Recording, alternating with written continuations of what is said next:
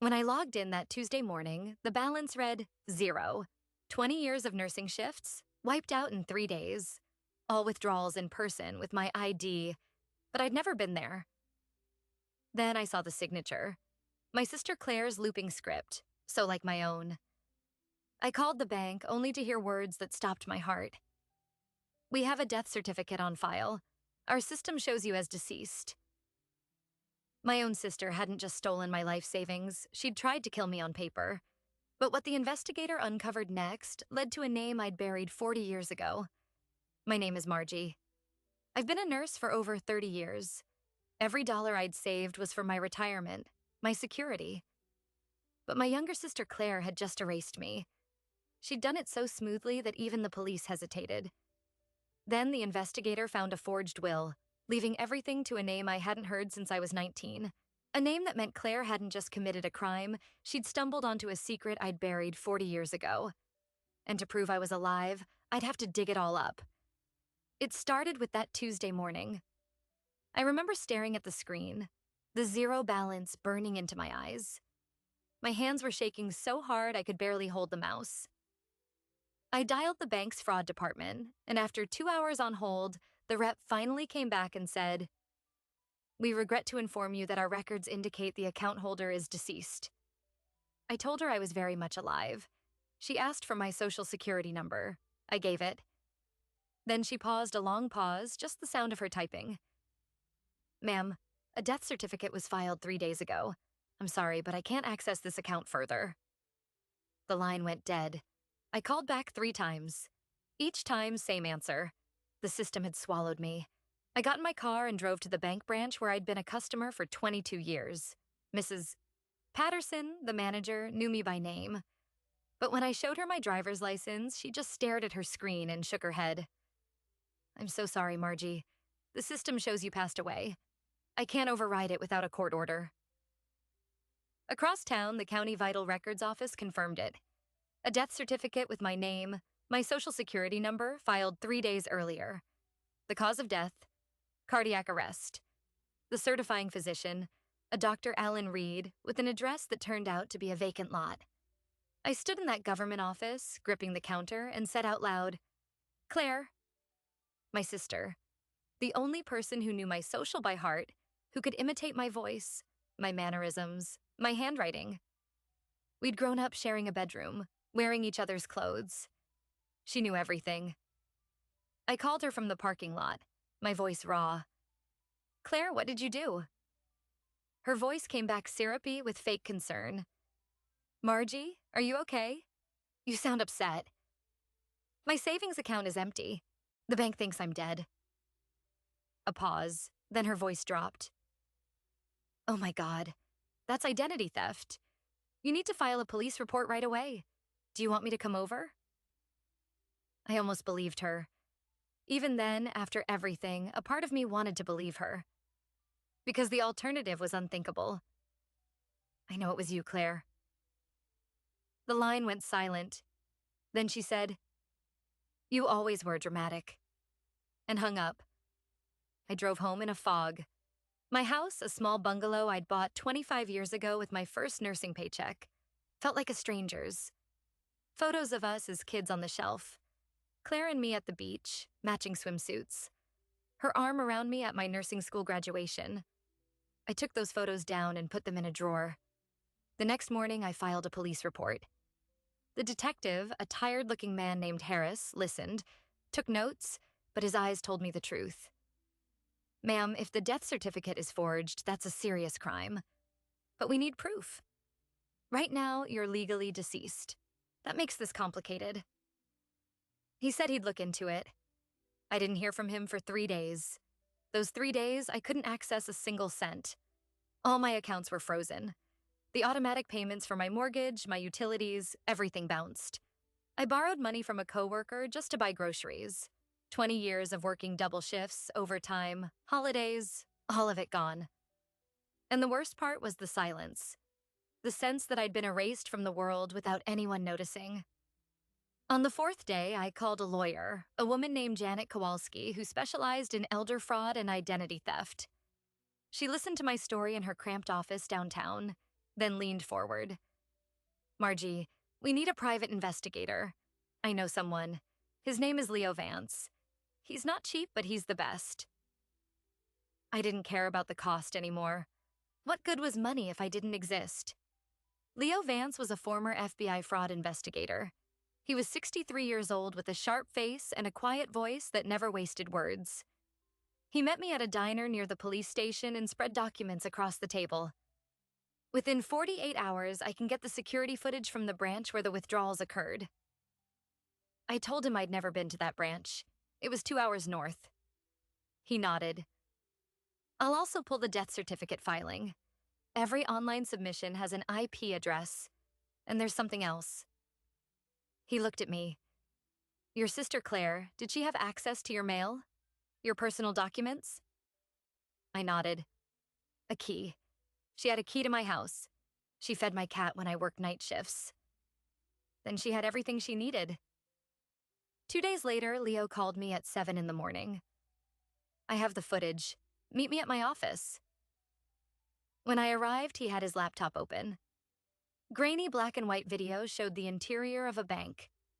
A woman in a long coat and a scarf walked up to the teller, my ID in hand. She pushed her hair back and the camera caught her face. It was Claire. Her hair was dyed darker, shorter, like mine. She'd even copied the way I tilt my head when I talk.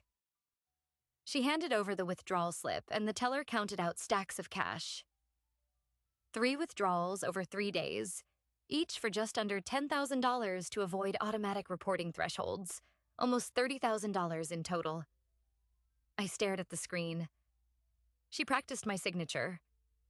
Leo nodded. Your sister planned this for months.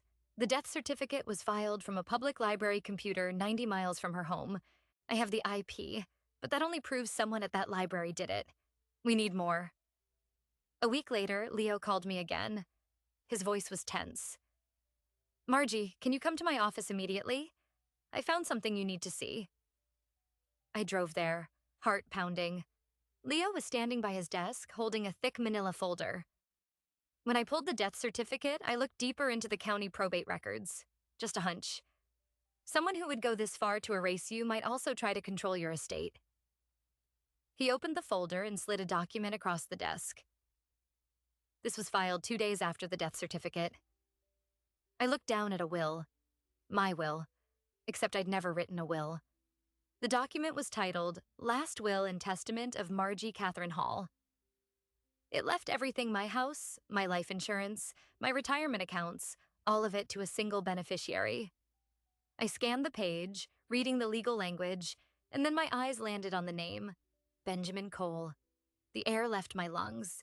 I gripped the edge of Leo's desk, the room tilting. Benjamin Cole. I hadn't spoken that name aloud in 40 years.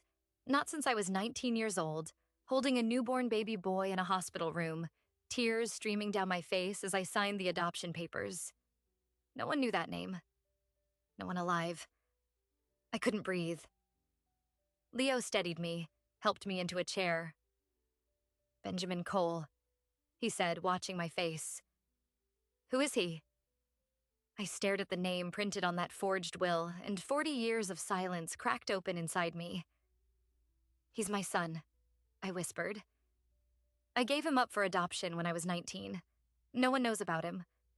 Not Claire, not my parents. No one. Leo sat down across from me. Then how does your sister know his name? That question kept me awake for 3 nights straight. I replayed every moment of my life, searching for a slip. I hadn't even told my late husband. The adoption had been sealed, private, the records locked in a courthouse 2 states away. I'd never looked for him, never tried to contact him. So how could Claire possibly have found out? Unless she hadn't. Unless she'd chosen that name entirely at random. A coincidence too impossible to believe. Leo started digging. He ran a search on Benjamin Cole. There were dozens across the country, but only one who matched. A 40-year-old man living in a small town in Minnesota, married, 2 kids, a high school teacher. When Leo showed me the photo on his computer screen, I saw a man with my father's jaw and my own pale blue eyes. I didn't need a DNA test. I knew. Claire hadn't pulled the name from thin air. She'd found my son. The next morning, Leo called me with a new lead. He'd traced Claire's digital footprint back 3 months. She'd hired a genealogist, a woman in Florida who specialized in locating birth families. For a few $100s, that genealogist had found Benjamin Cole. She'd delivered his name, his address, his entire life to my sister's inbox. And then, just a week later, Claire had started the sequence. The first small withdrawals, a test to see if I'd notice. I hadn't. So she escalated, emptied the account, killed me on paper, and filed a will that handed everything to a son I'd lost decades ago. But that only led to a darker question. Why? Why would Claire construct a fraudulent will for my secret son? If she'd simply wanted the money, she could have left everything to herself under a fake name. Instead, she'd gone to extraordinary lengths to involve a complete stranger. Unless Benjamin Cole wasn't a stranger to her. Unless she'd already made contact. I stood in Leo's office, staring at that photo, and a cold understanding washed over me. She's using him, I said. She's going to convince Benjamin that I'm dead, that he's the rightful heir, that he should claim everything. And then she'll take it from him. Leo nodded slowly. Or worse, she might convince him that you abandoned him, that you owe him, that he should help her drain whatever's left. She could manipulate him into becoming her accomplice. That afternoon, I sat in my empty living room and made a decision I'd been avoiding for 4 decades. I needed to find my son before Claire did more damage. But how do you introduce yourself to a child you gave away? Hello, I'm the mother who signed you over and then became a ghost. I'm legally dead, but I'm calling to warn you about a woman you've never met who might be trying to ruin your life. There's no script for that. Leo pulled the marriage records. Claire had married once, briefly, 15 years ago. A man named David Reeves. It lasted 18 months. Then she'd moved around. 3 different states, jobs that never held. She'd burned through inheritances from our mother and an aunt. I realized with a dull ache that Claire had been circling my money for years, waiting for the right moment. The Benjamin Cole discovery had been the final piece, the perfect mechanism to erase me and cash out without even needing to be the direct recipient. Then Leo found something that changed everything. He called me at 11 at night, his voice urgent. Margie, I've been monitoring Claire's phone records. She made a call yesterday to a number registered in Minnesota. Benjamin Cole's number. She's already spoken to him. My heart stopped. How long was the call? 47 minutes. I felt dizzy. Did she tell him I'm dead? That's not the worst part. The call was yesterday afternoon. At 6 p.m., Claire booked a flight. She's flying to Minneapolis tomorrow morning. I was on my feet, grabbing my coat before I even realized it. I'm going there. Leo told me to wait, but I couldn't. I booked the last seat on a red-eye flight, packed a bag, and drove to the airport in a haze. As the plane lifted off, I replayed the phone call I'd have to make. Not to Benjamin Cole, but to myself.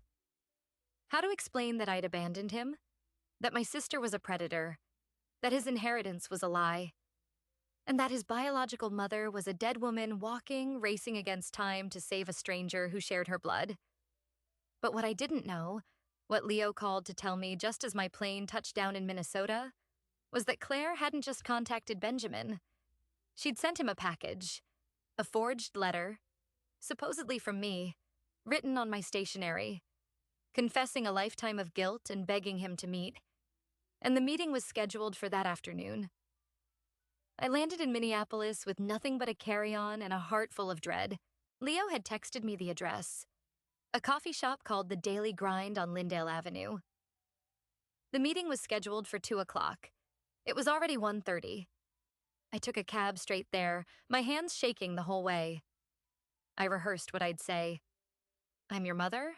I'm alive. The woman you're meeting is a predator. But every version sounded insane. The cab pulled up to a red brick building. I saw them through the window. Claire, in a cream-colored blazer, her hair a shade lighter than I remembered, sitting opposite a tall man with sandy hair and my father's sloping shoulders. Benjamin. They were laughing. A folder lay open on the table between them. I stepped out of the cab just as the waitress refilled their coffee. I pushed through the door and walked straight to their table. Claire looked up first. Her smile vanished, replaced by something raw and animal. Then she recovered, quick as a switchblade. She turned to Benjamin and said, "I'm sorry. This woman has been following me. She's mentally unstable." Benjamin looked at me with polite confusion. "Can I help you?"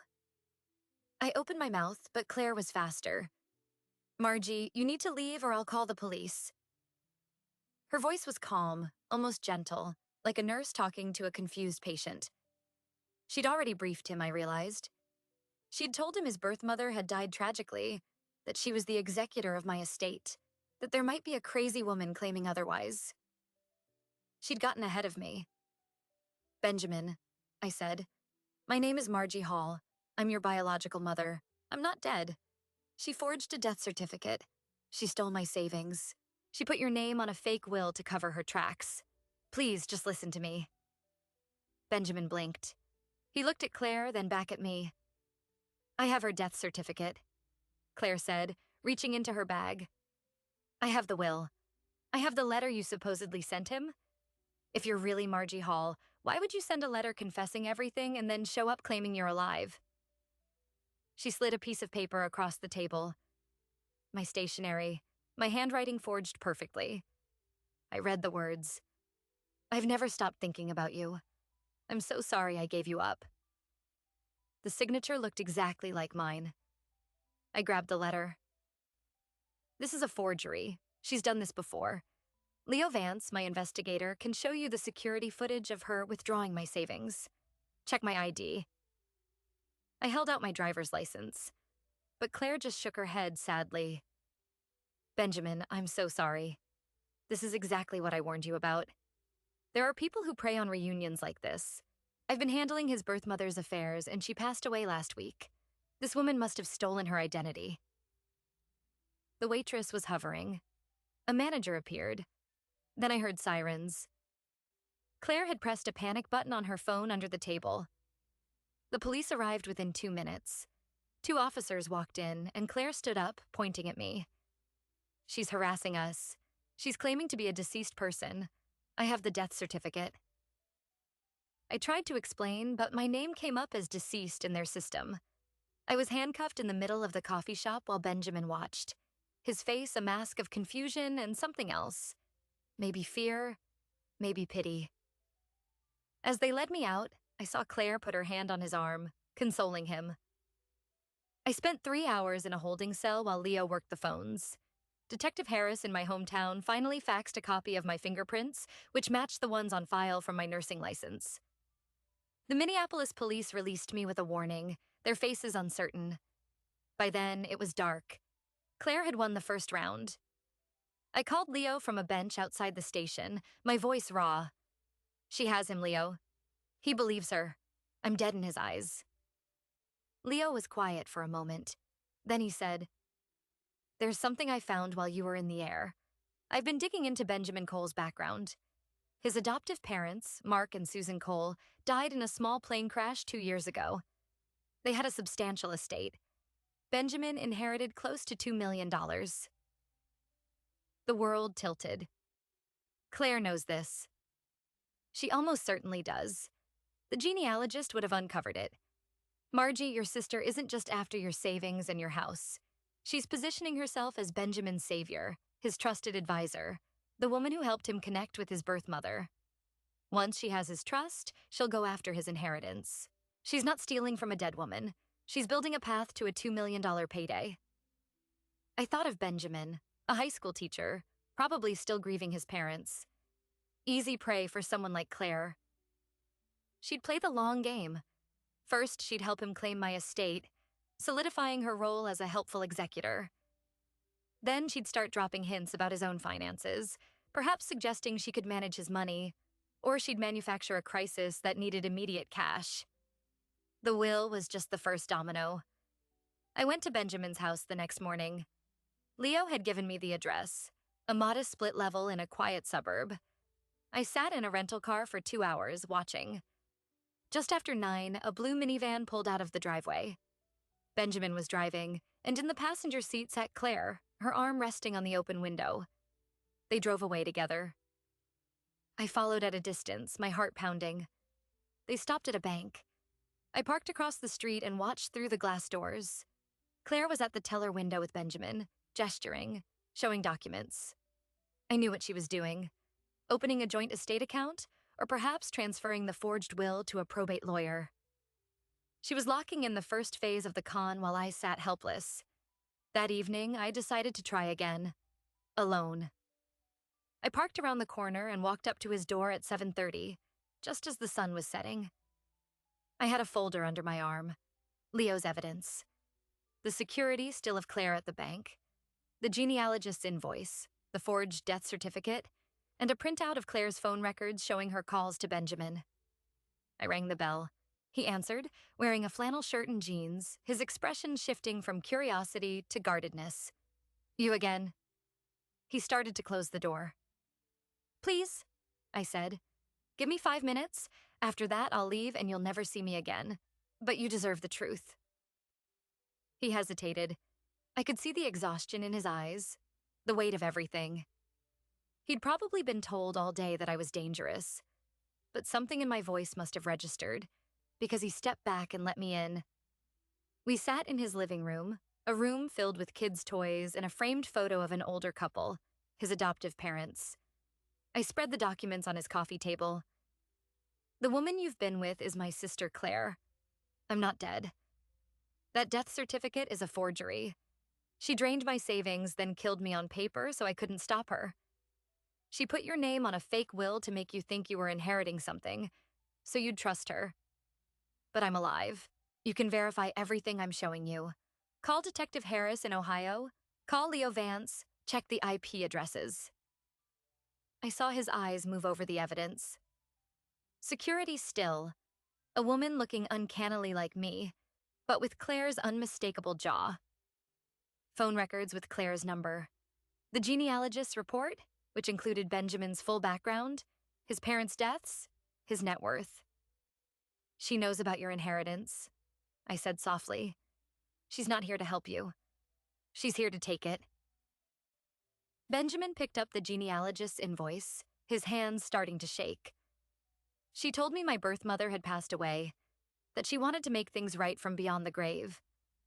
She had a letter, a will, everything. Why would she do this? Because that's what she does. She's conned people before, old boyfriends, distant relatives. But this time she found you and she saw a $2 million opportunity." He stood up, pacing.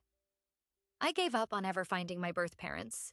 Then this woman shows up, tells me I'm named in a will, that my mother thought about me all these years. I wanted to believe it." I heard the grief in his voice. He'd lost 2 parents already.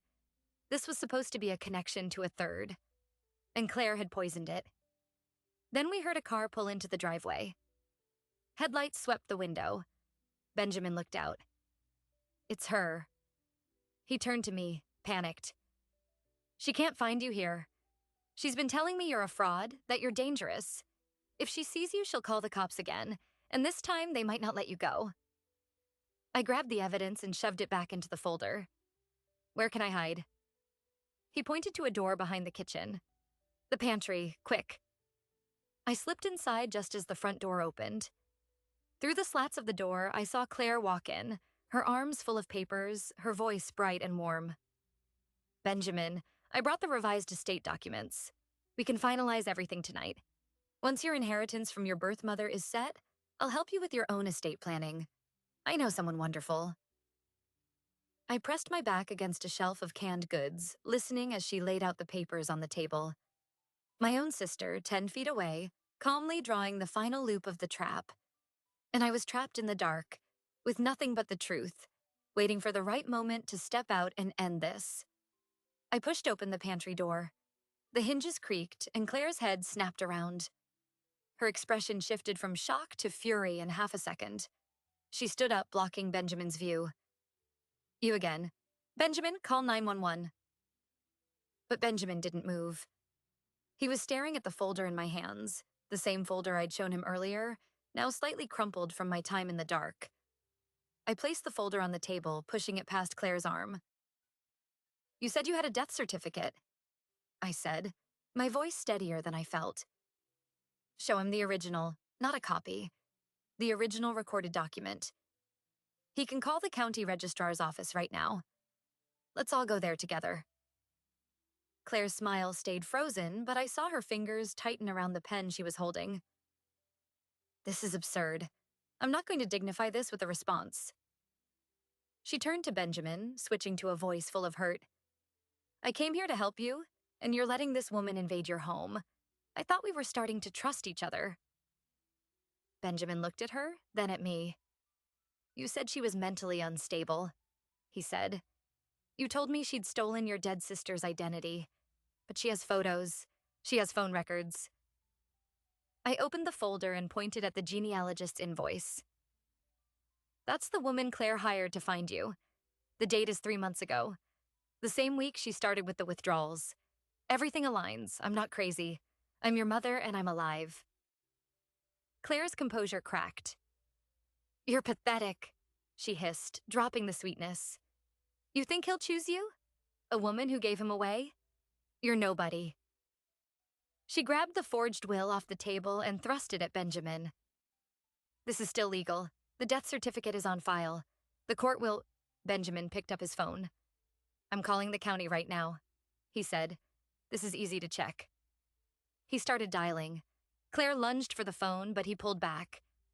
"Don't," he said quietly. The mask fell completely. She looked from him to me, her eyes wild. Then she bolted. She sprinted past me toward the front door, but I had locked the deadbolt when I came in. She fumbled with the lock, and Benjamin was on his feet, stepping in front of her. "Get out of my way," she spat. "I have rights." But before she could push past him, the doorbell rang. Through the window, I saw flashing blue and red lights. Leo had told the Minneapolis police to check Benjamin's address if I didn't answer my phone. 2 officers stood on the porch. Benjamin opened the door, and in that moment, Claire made a final desperate move. She tried to push through the officers, claiming she was being held against her will. They blocked her, and I handed over the evidence folder, explaining in fragments. The fraud, the forged death certificate, the fake will. The officers took Claire into custody, her protests trailing off into the night. Later, I learned that Detective Harris in Ohio had already issued a warrant for her arrest based on Leo's evidence. The Minneapolis police had just been waiting for confirmation. She was charged with identity theft, forgery, fraud, and filing a false death certificate. Her bail was set so high she couldn't meet it. That night, I stood in Benjamin's living room, the 2 of us alone for the first time. He sat on the couch, elbows on his knees, staring at the floor. "All my life," he said, "I wondered who my birth mother was. And then this woman shows up, tells me you're dead, that you've been thinking about me, that you left me something. I wanted it to be true. I ignored every red flag." He looked up at me, eyes wet. "And now you're here. Actually here. And I don't know how to feel." I sat down beside him. "You don't have to feel anything right now. I gave you up 40 years ago because I was 19 and terrified. I never stopped thinking about you, but I didn't look for you because I was afraid. I thought you'd hate me." He didn't answer for a long moment. Then he said, "My parents, my adoptive parents, were wonderful. They died 2 years ago, and I've felt so alone since then. When Claire told me about you, even though you were gone, it felt like getting a piece of them back, like I wasn't alone anymore." I reached out and took his hand. He didn't pull away. We sat like that in silence, 2 strangers bound by blood, both tricked by the same woman, both trying to rebuild something from ashes.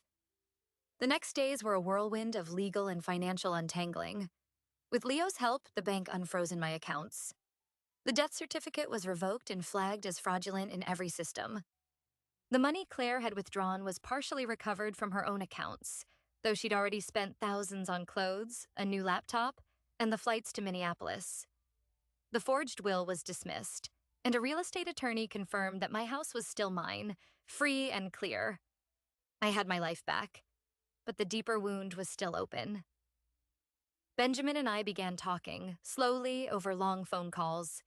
He asked about my life, my late husband, my work as a nurse. I asked about his childhood, his daughters, his job. It was awkward and painful and beautiful. Then, a week after Claire's arrest, Leo called me with one final discovery. "Margie," he said, "when the police searched Claire's apartment in Ohio, they found a laptop. On it, there was a folder labeled Benjamin Cole. Inside were months of screenshots from a Facebook profile under a fake name, Aunt Susie. She'd been messaging Benjamin for nearly a year, posing as a supportive older woman who'd also lost her parents. She gave him advice, told him he deserved to know his birth family, eased him into the idea of a reunion. She was grooming him, Margie, long before the death certificate. She built a fake friendship so that when the executor showed up, he'd already be primed to trust." I felt the floor drop. Benjamin had no idea. I asked Leo to send me the screenshots, and I sat with them for an hour before I called my son. When I told him, he listened in silence. Then his voice broke. "She was the first person I told about my parents' death. She told me to have hope, that the world would surprise me with new family. I thought she was an angel. She was just setting the trap." That night, he let himself grieve, not just for his adoptive parents, but for all the trust that Claire had stolen. But out of that grief came something unexpected, a fierce determination to start fresh. Benjamin flew to Ohio a month later, and for the first time in 40 years, I held my son in my arms on the front porch of my home. We spent 2 weeks together, walking through my town, looking at old photos, telling each other the stories that had shaped us. He brought his daughters, my granddaughters, to meet me. They called me Grandma Margie, and I cried for the first time in years. Not tears of anger, but of relief. Claire took a plea deal. 15 years for the fraud, plus additional charges from previous cons that surfaced after her arrest. She'll be in her late 60s when she's released. I don't know if I'll ever speak to her again, but I know I won't let her darkness define my future. The final surprise came when Benjamin and I were cleaning out my garage, sorting through old boxes. In the back of a file cabinet, I found a letter I'd written 40 years ago, sealed and never sent, addressed to my child. I'd written it the night I signed the adoption papers, pouring out my love and regret. Benjamin read it, tears streaming, and then he handed me a small box from his backpack. Inside was a letter he'd written to me years ago after his adoptive parents died. He'd kept it, hoping one day his birth mother would find him. We'd both been reaching across the same distance, and finally we'd connected. And as I looked at my son, sitting in my garage surrounded by the dust of old memories, I realized the truth my sister never understood. She tried to erase me, but instead, she gave me the one thing I'd been too afraid to find. Family. Some legacies can't be forged. They have to be chosen. Some legacies can't be forged. They have to be chosen. My sister tried to steal my name, my money, even my death. But in the end, she handed me back my life. Not just the life I had, the one I was too afraid to claim. For 40 years, I carried the weight of a secret I thought would destroy me if it ever came to light. And when Claire weaponized it against me, I was forced to face the very thing I'd run from. My own son. And he chose me. Not because of a forged will or a fake letter, but because the truth, once we finally looked at it together, was stronger than any lie. Today, Benjamin and I talk every week. His daughters draw me pictures that cover my refrigerator. I've started a small garden in the yard, something to do with my hands now that I've retired. My savings are secure, my identity restored. But I'm not the same woman who watched her bank balance read 0 that Tuesday morning. That woman was terrified of being erased. I now understand that people can try to delete you from systems and documents, but they can't erase who you are to the people who truly see you. Claire's conviction didn't bring me joy. It brought a strange kind of peace. She'll spend the next 15 years in a cell, and I hope she uses that time to understand what she did. Not just to me, but to Benjamin, to herself. The cruelty it takes to erase a sister, to manipulate a grieving son, is something I can't comprehend. But I've stopped trying to understand her. Some people are so consumed by what they lack that they'll destroy anything they can't have. I had a simple life: nursing shifts, a paid-off house, a quiet retirement. She saw it as a target. I see it now as proof that small, honest lives can hold more value than all the stolen money in the world. What I learned from all this is that secrets have a way of surfacing. I buried my past so deep I thought no one would ever find it. But Claire did, and it nearly cost me everything. Yet if she hadn't, I might have died without ever meeting my son. The very thing I feared most turned out to be the gift I never knew I needed. Life has a strange way of repaying pain with unexpected grace. So I'll leave you with this question. If a family secret this deep were buried in your past, would you have the courage to dig it up? Could you forgive a sibling this betrayal, or would the wound be too deep? I'd love to hear what you think in the comments.